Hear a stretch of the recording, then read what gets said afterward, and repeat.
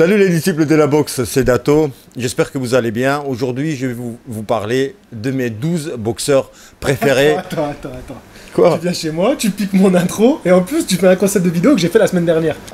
Tu les as fait? J'ai pas vu. Les Dato, vous avez vu, je suis chez Jean-Charles à Marseille. Merci de m'avoir invité chez toi, JC. Mais c'est un plaisir, Dato. Bienvenue. C'est cool, on est bien, les Dato. Le café, tout ça, on est nickel. Qu'est-ce qu'on va faire aujourd'hui, les Dato? On va parler de nos boxeurs préférés. JC, il a fait une vidéo la semaine dernière, vendredi dernier, je crois. C'est ça. Les meilleurs boxeurs du monde, classement incontestable. Incontestable. Et aujourd'hui, on va faire différemment. Complètement les avis subjectifs. Ouais, c'est ça. Ouais, mes 6 boxeurs préférés. Et 6 boxeurs préférés de Jean-Charles. On va démarrer, JC. T'es prêt? T'as ta liste des boxeurs préférés? Là, elle est à côté, là. Moi aussi, j'ai noté les Dato. Voilà, et vous nous dites aussi dans les commentaires quels sont vos boxeurs préférés. 6e position, tu commences ou je commence? Allez, c'est ta chaîne, hein. On est chez toi. Ouais, bah. Enfin, on est chez moi, mais on est chez toi. Oui, mais du coup, c'est toi qui m'as invité ici et moi, je t'ai invité sur la chaîne. Donc, du coup, on est invités tous les deux. Allez, commence, je sais. Comme ça, je finirai. Number 6, je mets Adonis Stevenson. Le Canadien. Le Canadien, champion du monde WBC des mi-lourds. Et c'est un boxeur que j'ai beaucoup aimé, un gros puncher, j'aime son histoire. J'avais fait une vidéo qui avait d'ailleurs très bien marché, j'en suis très content, qui racontait son histoire un peu particulière. Et je suis touché par ses parcours un peu exceptionnels. Des mecs qui sortent un peu de nulle part, qui a commencé la boxe très tard, hein, pour le coup, lui, à environ une trentaine d'années, c'est là que vraiment il se met à faire sa carrière, et puis il devient champion du monde, et il a un long règne en plus, même si c'est vrai qu'on peut lui reprocher un peu de ne pas avoir affronté peut-être les meilleurs de son époque, mais il me faisait vibrer, c'est un mec, ça pouvait tomber à tout moment, il y avait beaucoup d'émotions dans ses combats, donc voilà. Et en fait, ça c'est l'historique que tu aimes de chez ce boxeur, tu as dit, mais est-ce qu'il y a quelque chose comme... au niveau boxe que tu aimais beaucoup sur le ring, ce qu'il faisait, il y a quelque chose ou pas comme ça? Bah, c'est un gaucher et c'est un mec qui savait très bien placer sa gauche, qui était terrible, c'est un terrible puncher. Le combat pouvait s'arrêter à tout moment avec lui et c'est ça qui rendait les combats excitants. Et je retrouve un peu ce que j'aimais chez lui, chez Deontay Wilder aujourd'hui. Ok, merci. Alors, numéro 6, c'est à l'ancienne. C'est tabou. Et moi, c'est numéro 6. Devinez si je vous dis une nomination dans les films aux États-Unis, la plus grande nomination, c'est quoi? Ici, Oscar. Si je te dis, je viens de Oscar 2. Nul. Comment j'ai pas trouvé tout de suite? Eh oui. Allons-y. Le Golden Boy. Le Golden Boy. Moi, en fait, quand j'étais gamin, je commençais la boxe et tout ça. Il m'a beaucoup inspiré. Donc bon, c'est en vain. Donc j'ai rien pris de lui, mais enfin j'ai pas réussi. Mais j'aimais beaucoup, tu vois, c'est le gars qui était aérien et frappait fort. Pas de musculature, le gars comme on connaît, tu vois. Il est pas très impressionnant, c'est vrai. Exactement, les muscles explosifs, les enchaînements différents. Il a battu les plus grands. Champion olympique aussi à Séoul, où je peux me tromper. Ou Los Angeles, voilà. Peu importe, champion olympique aussi. Il a commencé en léger comme moi. J'ai commencé plus léger parce que j'étais petit. Enfin bref, donc pour toutes ces raisons. Mais De La Hoya avant Floyd Mayweather. Tu vois, j'aime. C'est là où il a commencé un petit peu partir, voilà, il a pris beaucoup de poids, c'était pas saccadé, etc. Alors, tu veux rajouter quelque chose? Tu m'as posé une question sur Adonis, je te pose une question sur Oscar. Quel est ton combat préféré de Oscar De La Hoya? Alors, Arturo Gatti. Ouais, d'accord. Arturo Gatti, ouais, Arturo Gatti. Okay. Ça n'a pas duré, voilà, c'était pas Arturo Gatti contre Ward, mais c'est mais c'est quand même, il a pas vu le jour. Il n'a pas vu le jour, il a souffert à Gatti dans ce combat-là. Donc il a beaucoup aussi de combats de référence de la OIA, mais voilà, numéro 5, et c'est Jean ça. Tokyo number 5, j'ai mis Mikey Garcia. Ok. Mikey Garcia qui a pris sa retraite là il y a quelques jours. Franchement, c'est un boxeur, je sais que j'ai jamais beaucoup aimé. Ah ouais, c'est vrai. Non, et j'ai jamais compris pourquoi tu l'aimais beaucoup. Je pense que c'est Mikey Garcia, c'est de l'arnaque, c'est de l'arnaque, je pense. Ouais, presque. Là, ce que tu dis. Ah ouais, toi tu viens chez moi, tu m'insultes en fait. Normal. J'ai pas dit que j'aimais pas Mike Tyson. Hein. Sinon je pars. Comment tu peux savoir qu'il y a Mike Tyson dans mon classement? J'ai un petit doute. Mikey Garcia, ouais, mais t'as vu beaucoup de ses combats ou pas? L'époque où il affronte Salido, tout ça, cette époque-là. Oui, je crois. Ouais, je me souviens pas exactement que voilà. Sûrement j'ai regardé. Sûrement, c'est pas possible que je regarde pas. Il m'a pas marqué. Il est passé dans les KT différents, plus lourd. C'était passé KT. Voilà, pas beaucoup d'enchaînement de coups. J'aimais pas son style. Désolé, je te. Bon, ça va. C'est à toi. Si c'est comme ça, je m'en vais. Hein. Ah, mec, on fait une vidéo sur nos boxeurs préférés et il me descend parce que je dis un boxeur. C'est à toi de défendre ton boxeur et alors que je crache dessus. Désolé. Moi, j'aime bien Mikey Garcia. C'est une très belle boxe. Au contraire, je trouve qu'il est techniquement, il est très très bon. Peu de gens le connaissent de l'époque où il était à son prime, parce que malheureusement il a eu un peu des problèmes de contrat qui l'ont éloigné du ring. C'est à l'époque où il bat Salido, même si le combat s'arrête sur un EPT. Mais moi je le découvre peut-être un combat avant ou à ce combat-là. Et moi je le trouvais merveilleux. Après, il s'éloigne du ring, il revient, il fait un très bon retour. Pour un mec qui est resté écarté des rings aussi longtemps, il redevient champion du monde. Il a enchaîné quand même les KT, peut-être 4. Je crois qu'il a été champion du monde dans 4 catégories de poids différents, ce qui est assez exceptionnel. Et puis après, il est allé un peu trop loin en affrontant Errol Spence Jr. Déjà, Errol Spence Jr., il était bien trop bon dans sa catégorie de prédilection. Et en plus, Mikey Garcia n'était pas dans sa catégorie de poids où il pouvait performer. Et voilà, donc fin de carrière un petit peu triste, mais très bon boxeur. Et voilà, c'est mes préférences. Et même, t'as pas le droit de dire ça, parce que c'est moi je le préfère d'abord. Ouais. J'ai le droit de l'aimer, d'accord? Exactement. Et j'ai le droit de ne pas l'aimer. Non mais c'est vrai qu'on dit... C'est que c'est des bons gars, tu vois. C'est pas des mecs, c'est pas des grandes gueules, c'est pas des mecs qui font du trash talk. C'est des mecs, c'est ça aussi que j'aime bien, tu vois. C'est des bonhommes, tu vois. C'est vraiment des bonhommes. Et son oncle ou son frère, je sais jamais, je crois que c'est son frère, Roberto, s'occupe maintenant de Joshua. Ok. Qui est entraîneur et qui s'entraîne maintenant Joshua. Ok, je savais pas. Ok, une info, c'est pas moi qui vais vous le donner, donc une info, ça vient de tomber. Alors, mon boxeur préféré numéro 5, si je vous dis Juan, espagnol, c'est comment? Juan? Juan. Si je vous dis pas physique, mais Manuel.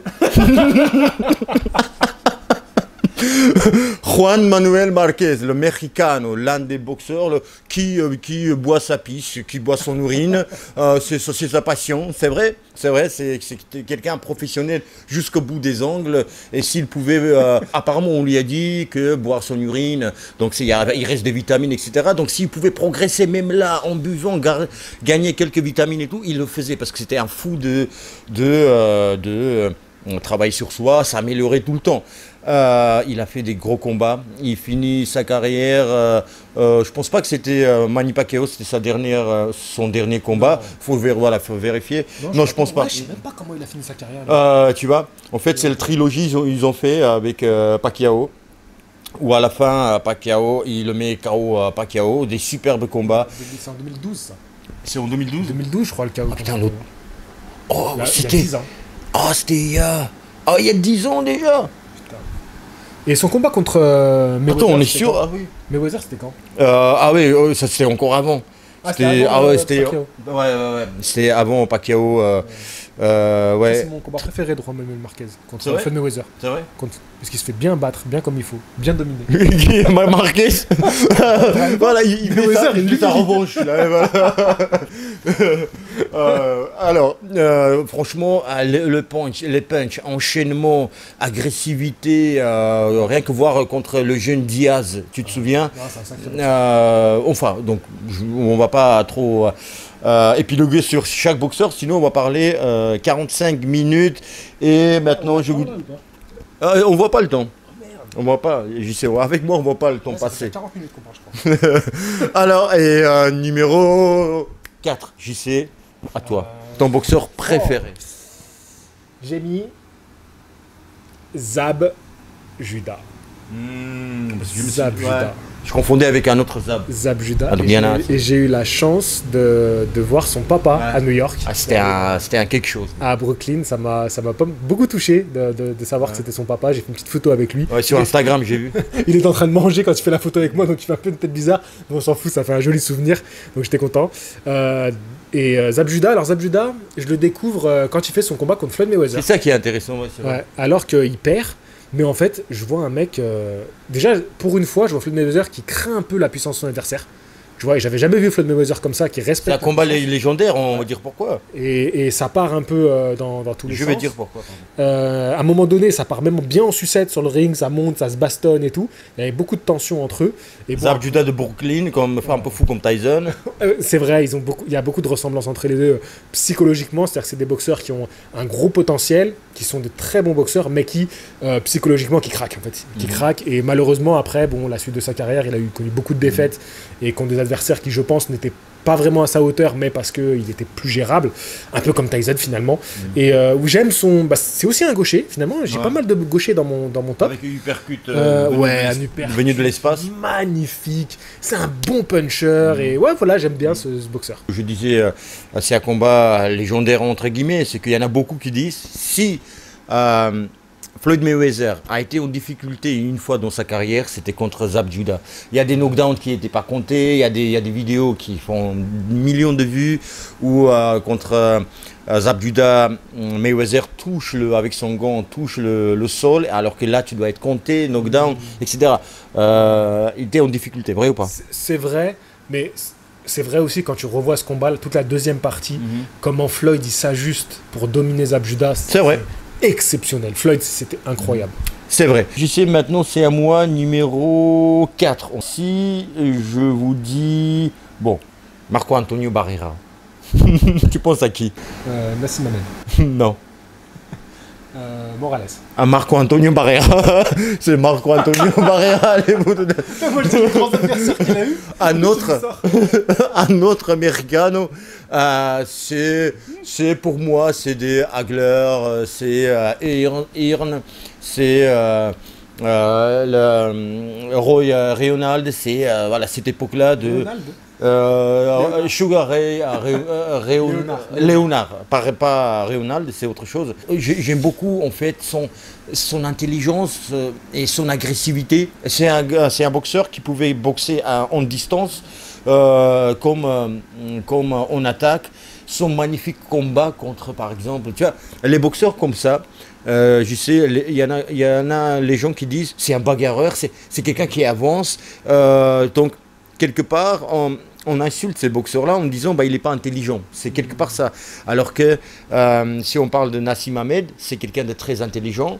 Très technique, très intelligent, alors que Marco Antonio Barrera, dans le combat contre Nassim Hamed, il a, au niveau intelligence, il l'a battu. Plus, tu vois, il était un pas en avance presque sur les enchaînements de Nassim Hamed. Tu as quelque chose de dire, monsieur procureur, contre Barrera? Je pense que son combat contre Manny Pacquiao, c'est là où Manny Pacquiao est devenu vraiment célèbre. Je pense que c'est à partir de là. Avant, Manny Pacquiao, c'était un très bon boxeur, mais pas vraiment connu du grand public boxe, et je crois que c'est là vraiment qu'on a commencé à dire Manny, putain, c'est un grand boxeur, parce que il a fait ce combat contre Barrera. C'est pour vous dire qui était Barrera, quoi. Ouais. Et il était là depuis pas longtemps aux États-Unis avec Freddie Roach, et là Freddie Roach voilà, l'a amené sur la scène mondiale.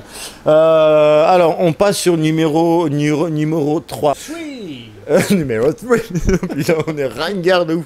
Je sais numéro 3, ton boxeur préféré. Alors, c'est le seul boxeur qui est en activité. Essaie de deviner.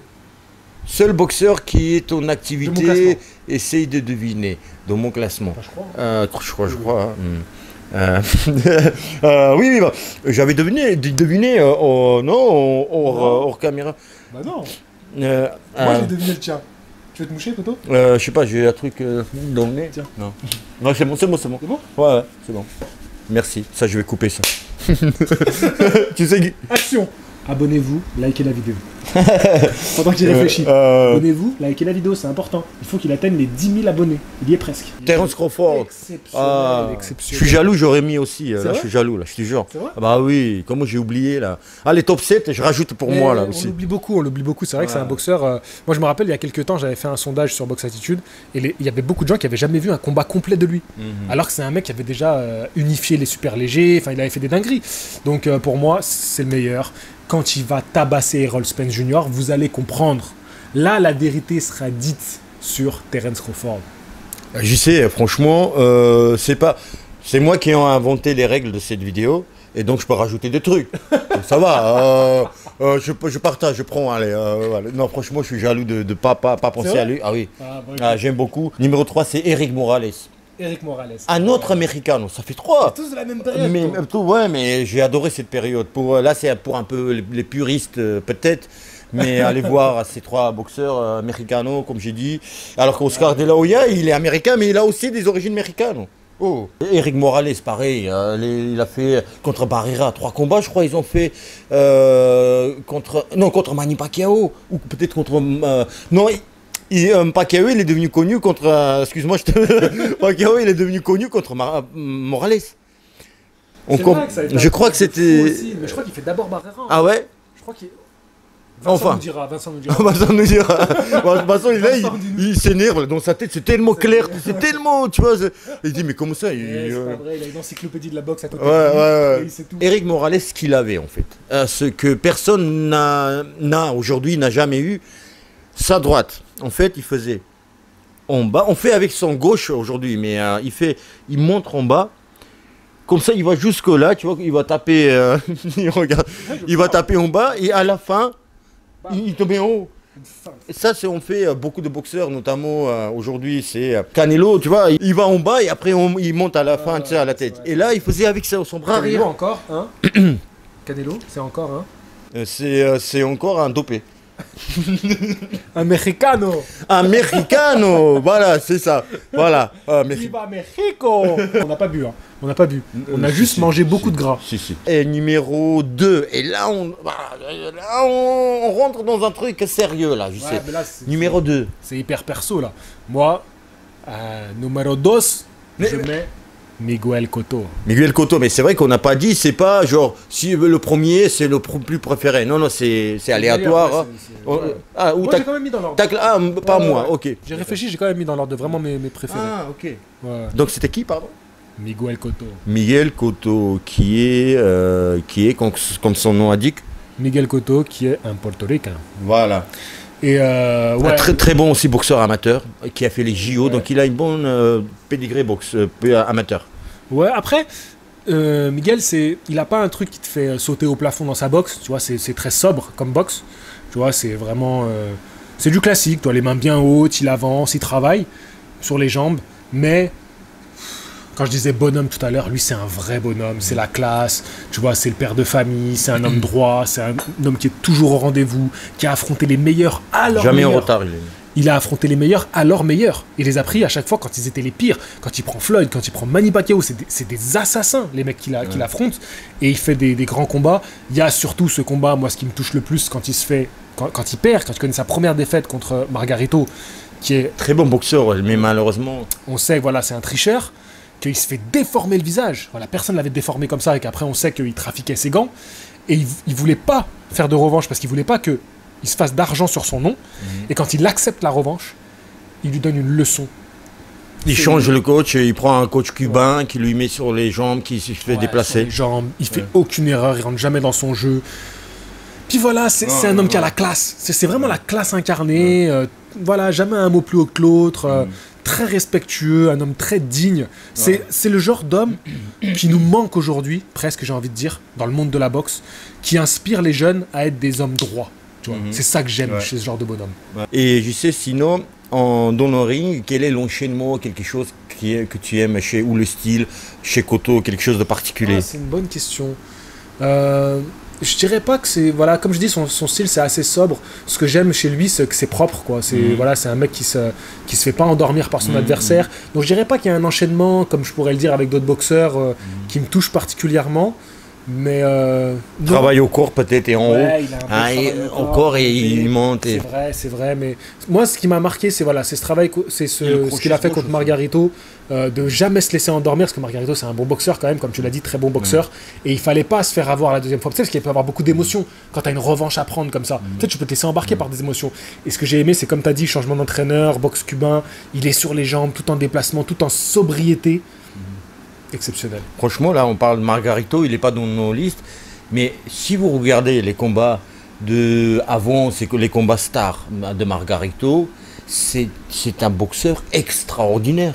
Tu vois, après, la tricherie fait que, voilà, c'est next, tu vois, on oublie, ce boxeur, on ne respecte plus, mais c'est un très bon boxeur. À moi, maintenant, numéro 2, c'est pas classé, hein, c'est aléatoire, je dis, c'est Vassili Lomachenko. C'est ukrainien, Vassili Lomachenko, je sais que tu l'aimes beaucoup aussi, mais on n'avait que 6 à mettre. Est-ce il faut beaucoup parler de Vassili Lomachenko. Double champion olympique, un boxeur qui sent la distance comme personne d'autre. Les enchaînements, les feintes, les pivots, que maintenant, si tu fais un pivot, on dit c'est droit d'auteur, c'est Lomachenko qui a. Tu n'as pas le droit, tu vois, il faut demander à Loma, c'est tellement, c'est sa signature, quoi. Ça frappe, ça fait mal aussi quand il faut, intelligence. Malheureusement, on l'a perdu un peu des radars, on sait pourquoi, on ne va pas rentrer dans ça, mais est-ce que tu partages Évidemment, Lomachenko c'est un boxeur exceptionnel. Pour moi, c'est le boxeur de la décennie précédente. Voilà, parce que j'avais fait une vidéo justement sur les 10 boxeurs qui pour moi avaient marqué la décennie. Et pour moi, Lomachenko est peut-être celui il a amené un style en fait. Tu sais, ces boxeurs-là qui amènent un style que tout le monde veut après imiter. Tu sais, il y a toujours des boxeurs dans une génération qui marquent par leur style. Et ah bah tiens, c'est ça que m'avait dit Jonathan quand je parlais de Floyd Mayweather, parce que comme je l'ai mis dans mon classement des 12 meilleurs boxeurs du monde, Jonathan le voyait plus haut parce que Floyd Mayweather, tout le monde voulait imiter son style. Loma, il a apporté un style unique, exceptionnel. C'est un boxeur fabuleux, une histoire incroyable. Et non, franchement, c'est... Bah en fait, tu disais, tu dis c'est incroyable. Bah, c'est incroyable. En fait, tu disais aussi, les gens, ils veulent le copier, en fait. Tu vois, c'est pas méchant, hein, voilà. Mais sauf que lui, il travaille cette boxe-là qu'il a aujourd'hui depuis son enfance. Tu vois, c'est pas, il a appris maintenant, il travaille ça depuis son enfance. C'est pour ça, c'est une facilité pour lui. On dirait c'est facile, tu vois. Et si on se met à travailler ça à 6 mois, je pense pas qu'on va pouvoir faire ça au combat. On aura du mal. Alors, maintenant, on va passer à top 1, je sais. Ouais, là, tu sais qui j'ai choisi. C'est pas Mike Tyson par hasard? Non, j'ai choisi Mike Tyson. C'est Mike Tyson. Dès que voilà, on faisait la liste, je dis, c'est pas possible, tu vas mettre Mike Tyson premier, et il rigole. Mais en fait, c'est vrai que moi, je l'aime tellement que j'ai pris l'habitude de plus forcément le mettre dans mes listes quand je fais des vidéos, parce que pour moi, c'est une évidence, en fait, que j'aime ce boxeur, et j'essaie d'apporter autre chose. Et c'est vrai que c'est un boxeur qui revient tellement dans la bouche des gens. Et d'ailleurs, je me suis fait fracasser parce que je ne l'ai pas mis premier dans ma liste des 12 meilleurs boxeurs du monde, et je l'ai mis que 12e, et franchement, j'aurais même pu le retirer de la liste. Mais pour moi, Mike Tyson, c'est mon boxeur préféré. C'est celui qui m'a marqué. Tu lui aurais fait mal quand même, à Mike. Ouais, mais... Il aurait mal pris ça. Si tu lui enlevais carrément. Tu sais, on était tellement sérieux. Genre, le mec qui va regarder, il va mal prendre, Mike. Tu vois. Ouais, j'aurais pu même te sortir de la liste, Mike. Hein. Non, mais je l'ai prévenu. Je lui ai envoyé un petit message. Je lui ai dit, Mike, je te préviens, je t'enlève. Il n'a jamais répondu à mon message, bien sûr. Le truc, c'est que les gens, ils attendent tellement, ils savent tellement que tu aimes ce boxeur, tu vois, et c'est pour ça ils disent, mais comment ça, 12? Et eux aussi, ils aiment, tu vois, mais comment ça, 12e? J'ai pas compris, tu vois. Ouais, mais il fallait être objectif par rapport à ce que Mike a fait dans sa carrière. Et Mike, il a une carrière trop courte en étant vraiment au top niveau pour aller passer devant des mecs comme ne serait-ce que Frazier, ne serait-ce que George Foreman. Tu vois, alors imagine un Duran, pour moi, c'était impossible qu'il aille plus haut que ça. Et moi, c'est un number one. C'est Alexander Usyk. Ouais, tu le mets numéro 1. Non, mais il n'y a pas d'ordre. Oui, Usyk, ça ressemble, oui, à Lomachenko, son style et tout, mais on n'est pas dans ça. On est juste les boxeurs qu'on préfère. Et moi, on offre aussi, on parlait avec JC. Je dis, JC, Usyk, c'est un boxeur qui a une clé aussi. Dans une des vidéos, j'ai parlé de ça. Il a une clé de victoires. Il sait gagner. Je disais à JC, c'est un néo dans Matrix, c'est un choisi, c'est un surhumain. Attention, il travaille énormément, etc. Mais il a boxé tellement de boxeurs différents, dont différentes catégories, entre Chisora qui boxe très sale et Joshua différemment, champion olympique. Gassiev en Russie, et il allait chez ses adversaires. Il allait chez ses adversaires, il trouvait la clé, il avait avec un trousseau. Il a un trousseau, moi j'imagine comme ça un trousseau. Et voilà, il choisit la clé, il a toutes les clés pour chaque boxeur, chaque style. Et c'est inexplicable, outre son style magnifique. Et aujourd'hui, il est mérité, c'est mérité, il est champion. T'es d'accord avec moi, JC, ou pas? Ouais, c'est vrai. Alors, c'est vrai que pour moi, je l'aurais jamais mis dans un top de mes boxeurs préférés. Pourquoi? Il n'y a pas vraiment de raison qui fait que je le mettrais pas, hein, mais c'est un très bon boxeur. Il a une personnalité hyper attachante. Mais c'est vrai que je sais pas, il souffre aussi d'être un lourd léger, donc c'est pas une catégorie qui est hyper attractive. Mais je suis très heureux pour lui. Il souffrait. J'aimerais bien qu'il reste champion du monde, ça serait beau. T'as dit lourd léger. Et il souffrait parce qu'il était il souffrait de manque de popularité en lourd léger. Tu vois, quand il a unifié, en vrai, personne ne le connaissait. Non. Alors qu'il a unifié toute la catégorie, on parlait pas de lui. Ouais, c'est un peu dommage, alors qu'il mériterait. Hein. Et puis là, il a affronté Joshua. Et là, enfin, il a eu ce qu'il méritait. C'est-à-dire que là, vraiment, on a parlé de lui, on a fait de lui une star mondiale, et ça fait plaisir. Vraiment plaisir. Donc, je sais, merci beaucoup pour cette... Et puis voilà, c'est subjectif, on a dit. Et puis dans un mois, on peut aussi rajouter d'autres boxeurs. C'est pas genre définitif, nos boxeurs. On n'a pas d'autres boxeurs. Non, on voulait faire 12. Je voulais faire 12 boxeurs. 6 et 6, c'est un clin d'œil. J'ai une petite question. Est-ce que t'as enlevé des boxeurs qui étaient dans les top 12 des meilleurs boxeurs du monde, ou t'aurais gardé ça de toute façon? Non, j'aurais pas gardé. J'aurais enlevé, mais... t'en aurais rajouté des 12 meilleurs. En fait, tu as fait la vidéo la semaine dernière sur les 12 boxeurs. Et ta question, c'est est-ce que tu as fait exprès de mettre que des boxeurs qui n'étaient pas dedans? C'est ça, ouais. Tu as fait exprès? Ouais. D'accord. Ouais. Tu aurais pris qui, voilà, juste comme ça? Sugar Ray. Merci. Moi, par exemple, d'autres aussi, mais Sugar Ray, par exemple, comme ça. Kiffe de ouf. Et moi, je pense Floyd quand même. Et Manny Pacquiao, bien sûr. Oui, non, mais si je dis un, après il y a Manny aussi. Mais je pense que ces trois-là, tu vois. Ces trois-là, Manny, Floyd et Ali aussi. Enfin, il y a Tyson aussi. Mais Tyson, j'ai pas pu, j'étais obligé de le mettre. Ali, c'est hors course. Ali, c'est hors compétition. Voilà, c'est mon héros, Ali, tu vois. Mais... justement, on revient à ça, ce que je disais. On a d'autres boxeurs préférés, il n'y a pas que ça. Donc c'est vrai qu'on peut, dans une semaine, je te faire une autre liste, il n'y a pas de problème. Partagez-la au maximum, les gars. Faites-nous plaisir un peu, soutenez. Merci. Quand même. Hein. Jusqu'à Marseille. Quand même. Et la vidéo, il a sorti, les 12 meilleurs boxeurs vendredi dernier. Demain, je sors les 12 meilleurs boxeurs avant les années 60, faite par Vincent, l'encyclopédie de la boxe. Abonnez-vous à la chaîne de JC Boxe Attitude, voilà, si ce n'est pas le cas. Instagram, Boxe Attitude, tout est dans la description. Merci, voilà, et puis abonnez-vous aussi à ma chaîne, voilà. J'ai rien oublié, JC? T'as oublié le fighting. On est chez moi, on fait la fin chez moi. C'est vrai, et tu dis, je vous dis à bientôt. Je vous dis à la prochaine. Attends, refais, attends. Je vous dis. Attends, 3 doigts. Je vous dis à la prochaine. Fighting. Quitte à être ringard, quitte à être jusqu'au bout. Tu sais, quand tu fais, tu es ensemble, on dit jusqu'à la prochaine, tiens, en même temps, ringard de ouf, cette fois-ci. Bim. Salut les disciples de la boxe, c'est Dato. Aujourd'hui, je vais vous parler de mes 12 boxeurs. Attends, je refais. Mes 12. Salut les disciples de la boxe, c'est Dato. Aujourd'hui, j'espère que vous allez bien. Salut les...